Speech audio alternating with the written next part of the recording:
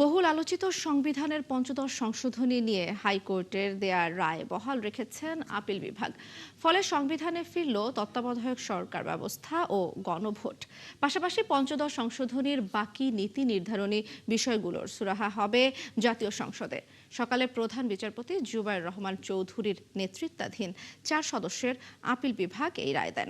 বিস্তারিত জানাচ্ছেন মইনুল মারুফ। 2011 সালে আওয়ামী লীগ সরকার সংবিধানের পঞ্চদশ সংশোধনী আনে।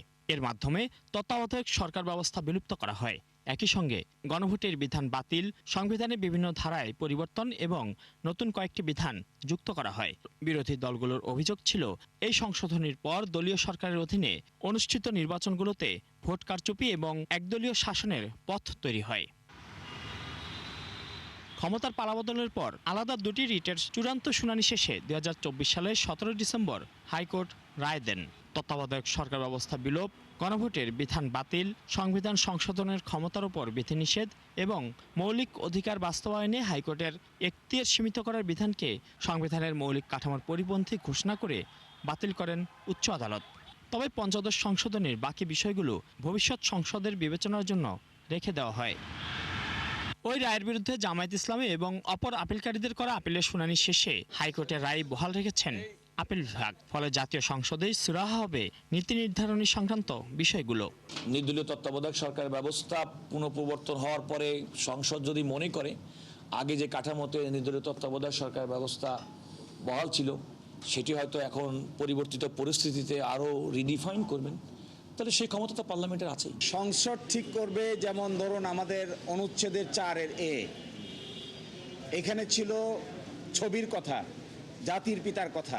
এই বিষয়টি যেহেতু একটা নীতিগত সিদ্ধান্তের বিষয়, এই জন্য এটি সংসদের উপর ছেড়ে দেওয়া হয়েছে। মাঝখানে পরিবর্তন হয়ে সেকুলারিজমের জায়গায় হয়েছিল সর্বশক্তিমান আল্লাহর উপর পূর্ণ আস্থা ও বিশ্বাস এবং বিসমিল্লাহির রহমানির রহিম। এই বিষয়গুলো কি হবে এটা ঠিক করবে জাতীয় সংসদ।